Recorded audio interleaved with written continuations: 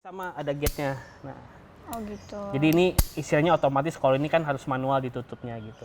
Tuh, ini 1, 2, 3, 3 point contact gitu. Gitu. Kalau misalkan terbalik, katakan begini, kita mau keluar susah.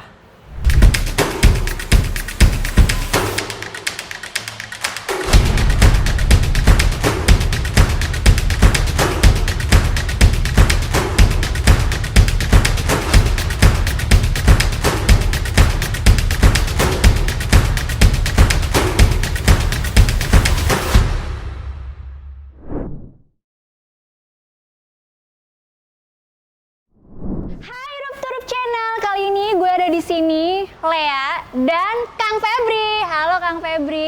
Kang Febri ini adalah teknisi dan instruktur ya? Ya. Di Rup Access. Kali ini kita bakalan bahas tentang konektor.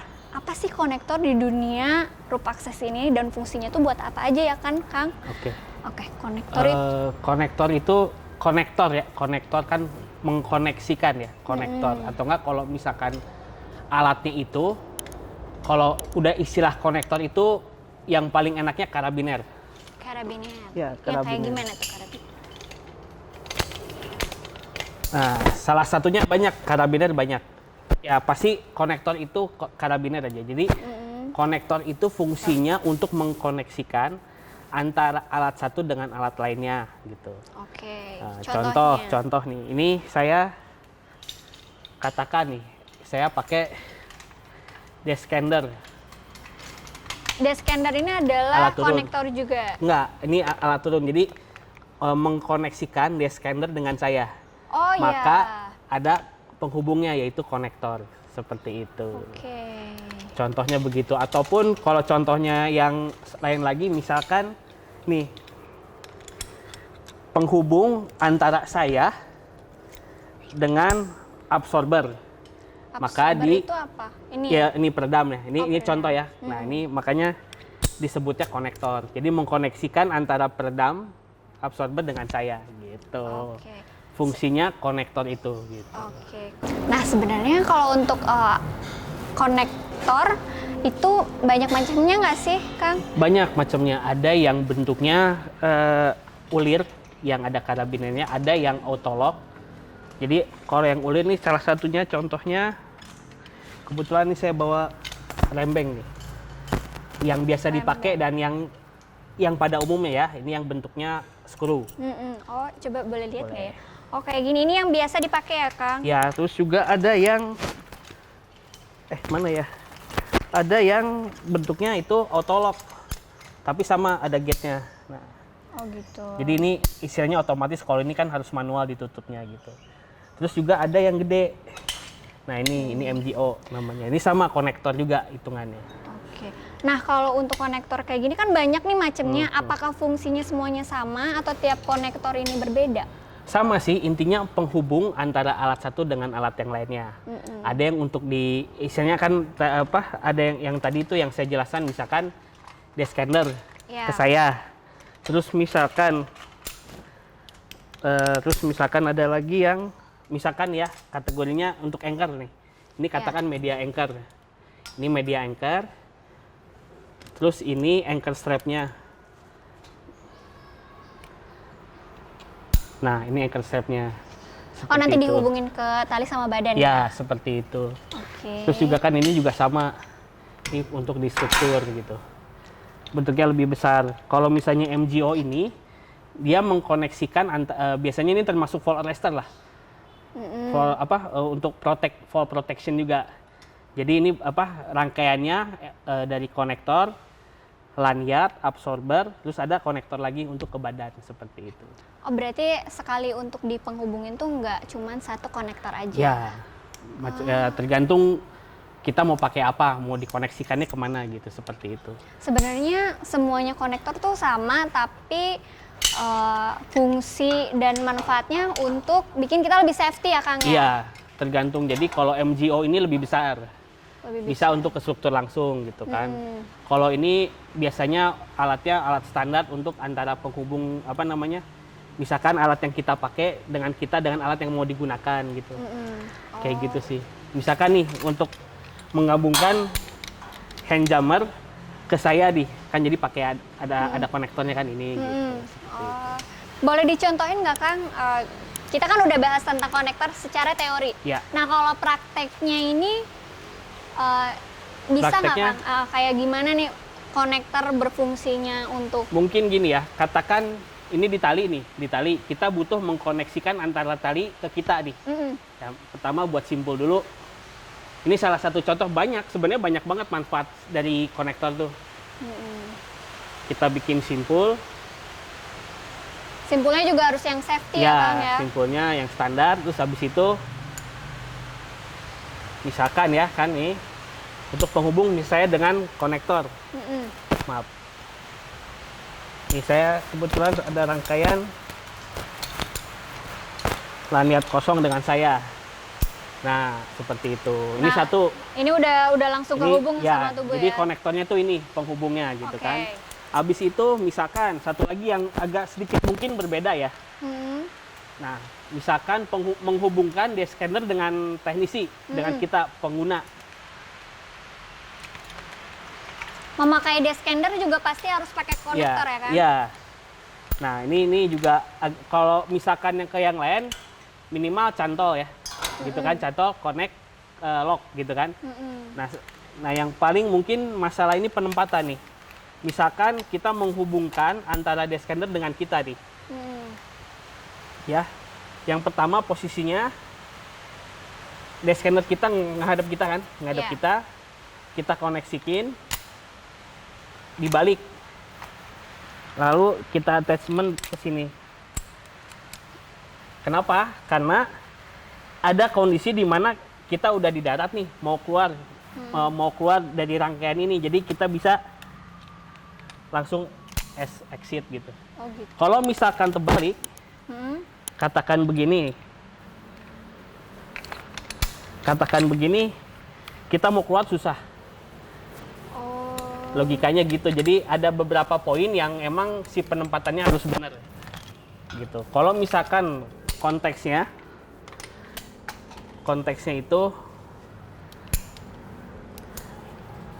ini katakan kita bawa alat ya, serangkaian alat nih. Nah, mungkin biasa aja kan ini ada kemungkinan ini langsung kebuka. Tapi kalau misalkan begini, safety lah, ini alat nggak akan jatuh lah. Iya, karena di bawah ya. Iya, seperti itu. Tapi kalau aku kan ini nggak kesatuin, yang berarti nanti konektornya di sini ya? Iya, jadi di sini misalkan ini ada penghubungnya. Kalau posisinya datar kayak begini, mau dari kanan atau luar sama aja kan? Sama, tapi biasanya pertimbangannya itu di gate-nya. Di gate?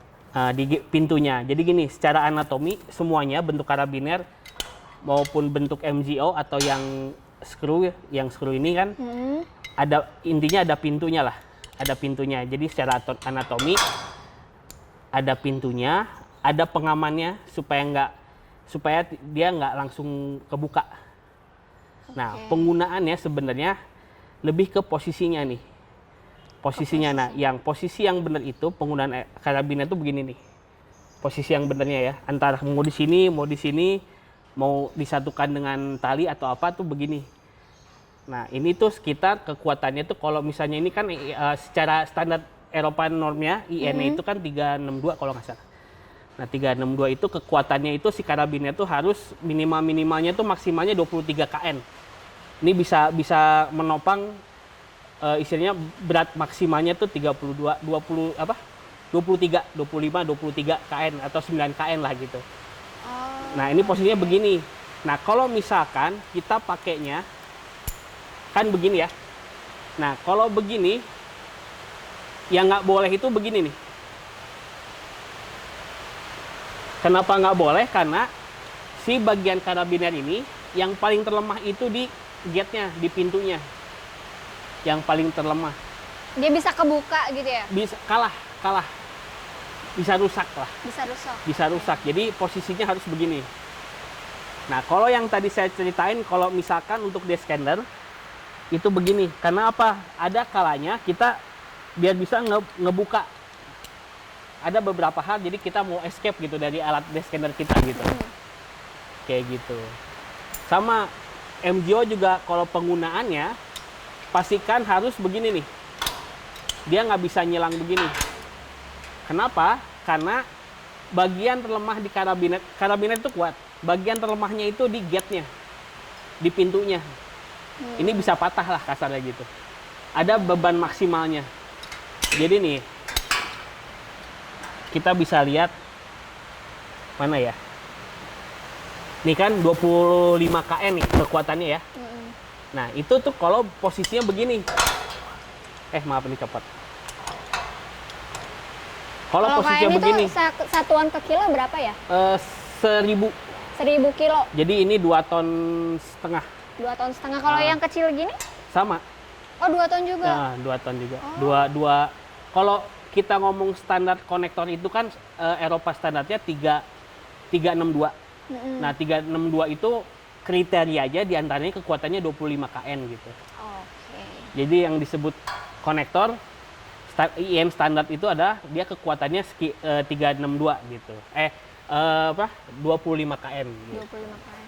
Terus kira-kira nih Kang, kalau misalkan kita mau naik, konektornya tuh perlu berapa biji sih Kang? Tergantung.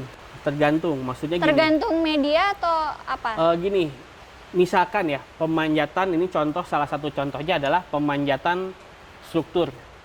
Ya. Pemanjatan struktur kita alatnya pakai ini, pakai lanyard MGO berabsorber. Nah berarti konektornya satu nih Ya. untuk menghubungkan ininya Dari tubuh ke tali ya. ya. Terus ini lanyardnya, terus ini ini konektornya. Jadi konektornya ada 1, 2 gitu. Tergantung mau ngapain, mau untuk apa. Nih misalkan kostel, ya kan ini juga kan untuk menghubungkan alat ya berarti ininya 1 gitu.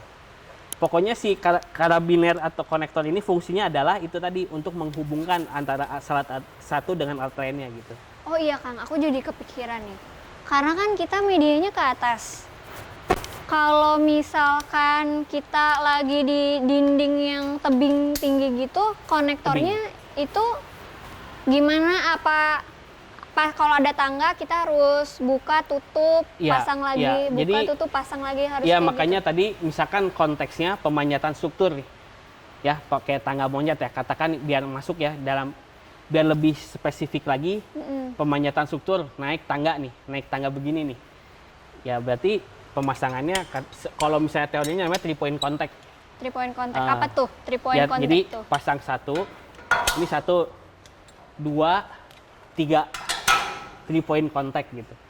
Lanjut ke atas terus pokoknya 3 point contact 2, 3 gitu sampai atas seperti itu. Okay. Jadi kita pakai konektornya Ini. kalau 3 point contact 1, 2, 3 ya? Ya katakan ya ini konektornya tuh ini untuk menghubungkan ke struktur pakai konektornya ini. Ini untuk menghubungkan alat ini ke saya absorber ke saya berarti pakai konektornya ini gitu. Oke, thank you Kang Febri. Teman-teman udah pada menyimakkan tentang fungsi dari konektor di Rope Access ini. Semoga ilmunya bermanfaat. Dan next kita akan ketemu lagi di episode selanjutnya. Bye-bye. Thank you.